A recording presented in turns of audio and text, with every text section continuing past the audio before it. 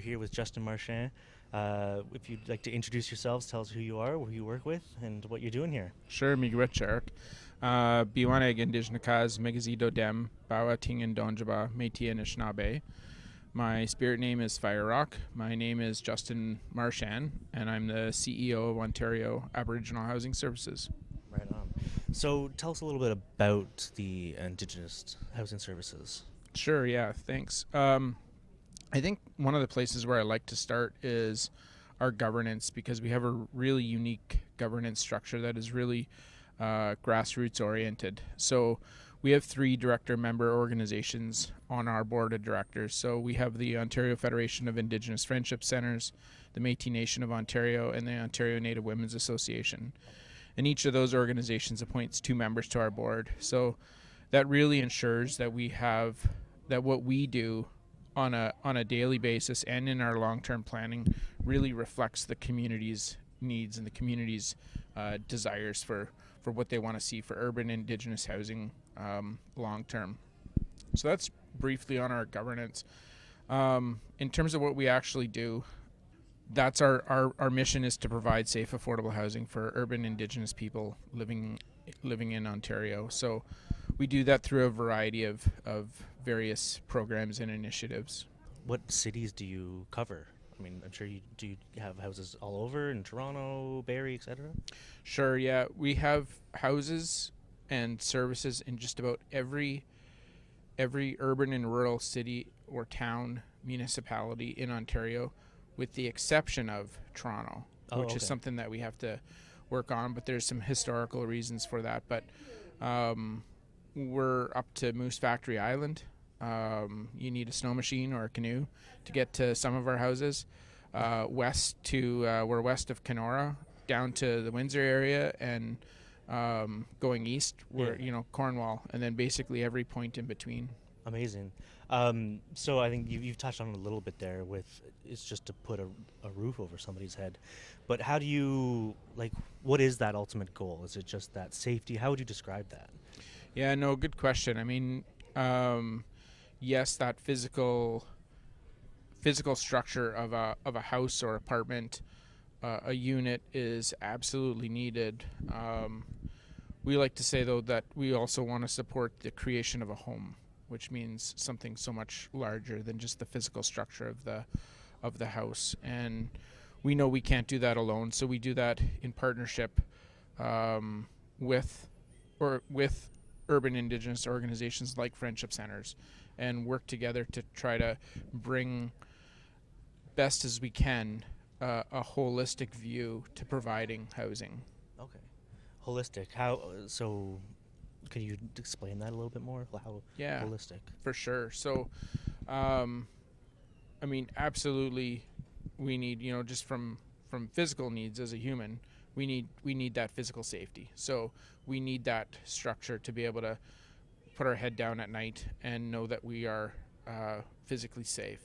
But safety is so much broader than just physical safety. There's cultural safety, emotional safety, mental safety, that are all critically important to our overall well-being. So how we can integrate programs and supports to make sure that somebody truly does feel safe in their own home is something that we try to do. Of course, there's some individuals who I guess we're all at different points in our life, and so we all may need or may not need various levels of support. So we have to keep that in mind too. Just a bit of respecting where people are at. Absolutely. Yeah. So you say with programs, obviously, I think for me, when I just hear the housing, I think, oh, well, you must just offer them houses and that's it. Do you do anything else where you get these people and try to incorporate them in some sort of programming or group program? What else do you provide in that sense? Yeah, absolutely. So, yes, property management from just a strictly landlord-tenant, black and white legal relationship. That property management is the core of what we do. We own and manage over 2,500 homes right across the province. So we have a responsibility to make sure that those homes are physically and environmentally safe. But we also, to your point, have numerous programs. We've got a tenant support worker function. We have a supportive housing team that does a lot of street outreach. That's particularly centered in northeastern Ontario right now. We have different programs to help people move out of the homes that we rent. So, for example, we don't want people to ever feel that they are trapped in our rental housing. So, if there's individuals that have a desire, a goal, a dream of home ownership, for example, then we have programs to support people getting out of rental housing if that's what they want to do. For individuals that currently own their own home, we have a repair program. Okay. So if you need help changing your roof, or you need a new heating system, or perhaps your grandmother or your grandfather is moving in with you, or perhaps you've had an injury and you need accessibility modifications. So we help with that sort of situation as well too.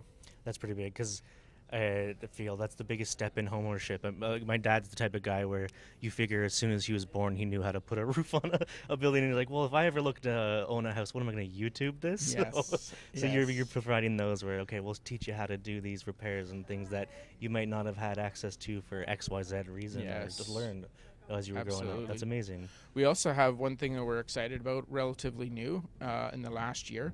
We've started a new energy department. So there we're helping tenants and homeowners upgrade the homes that they live in so we can reduce the incidence of energy poverty. And right now our energy team, we've just started, and they're looking at monthly savings of anywhere from $50 to $250, which is absolutely huge for anyone. I mean, that's groceries, that's clothes, that sort of savings that we can try to attain for the people that we serve is so important. But then it's also about taking care of our environment and making sure that we're positively contributing to reducing climate change, the impacts thereof. So a lot of really broad thinking that has gone into the programs and services that we have. And again, those ideas come from community through our board of directors, and that is so humbling. So you keep saying that sort of that environmental impact. Does that mean like when you're putting somebody in a home or you're finding a home for somebody, you're looking at, like in my mind that goes straight to like solar panels, or is that what you mean by that, like how your environmental impact is? Yeah, absolutely. So when you have a portfolio that's as broad and diversified as ours, we've got some homes that are 120 years old, literally built in the 1800s, which have required massive updates. Fast forward to 6 months ago, we were moving people into new net zero, completely off-grid homes. Oh, interesting. Where our tenants have an energy bill of $0 every month, where us as the legal landlord has an energy bill of $0 every month. And so, if we can get back to that past, if you will, right, where energy wasn't a cost, wasn't a burden. If we can get back to that old way of living with new technology, think of the impacts that could have if somebody's not spending $300, $400, $500, $600 a month on utilities, right? Yeah, it's funny we always use that word, that like old way of living, but it's almost like, well, it's a human right. You shouldn't really have to be like paying to have the lights on or be warm or have running water, but then so that's insane. That's really cool. That's amazing that you guys have just the decent amount of programs that go in and build these up. I don't know if this is a super deep question, but what do you think the catalyst is that made it so that you have to have a job like this to help just put a roof over somebody's head? This is that is a very deep question, and we often think about this, I often think about this, our team often thinks about this, is that it is really extremely unfortunate Yeah. that we have to be spending our time helping people that are in deep poverty without housing through no fault of their own. And of course, we would hope that we wouldn't even have to be here. Yeah, Right? I was gonna say it's one of those jobs that you probably must be so proud to be a part of, but you almost wish that you didn't have it because Absolutely. the fact that it exists means that there's something wrong. Absolutely. So, I mean, we talk about serving 11,000 people every day, but what we also talk about is that in what's now called Ontario, there are 90,000 urban Indigenous people who don't have safe, affordable housing. Right. So that road ahead of us is so much longer than the road that's behind us. And there's an enormous amount of work to do, unfortunately. But fortunately, I mean, we do have such strong community support. People, the issue of housing, and I'll just kind of talk about just from a broader societal perspective right now, the issue of housing has been catapulted to the front of the newspaper. It's on headlines of major newspapers every week now, and that, to your point, Eric, I think is, we say it's unfortunately fortunate that it's on the front page. Unfortunate, like you said, that we're even here, but fortunate that at least people are starting to pay attention now. Yeah, I think that's kind of the message of this whole event, is that sort of like really amazing idea that the amount of work that all these people and all these centers and people like you have been able to make. I think the word was bring all of our issues and all of our needs to the top of the list, so that the government and the news and people like that are starting to see it and starting to hear it. And Yes. yeah, Absolutely. yeah. Well, thank you so much for sitting down with me. Is there anything for the viewers that you would encourage them to go see? Your website, anything like that? Any programs that they can become a part of, things like that? Yeah, absolutely. Our website is Ontario Aboriginal Housing .ca. Please feel free to visit there. We've got all of our contact information on there, all of our programs, and please bring forward any ideas that you have. Share your thoughts, share your ideas. That's what's going to make us stronger. And share your thoughts about housing with people in your community. What can we do? What are the needs in your community? And reach out to us. We've got a director of housing development, Kathy Connor.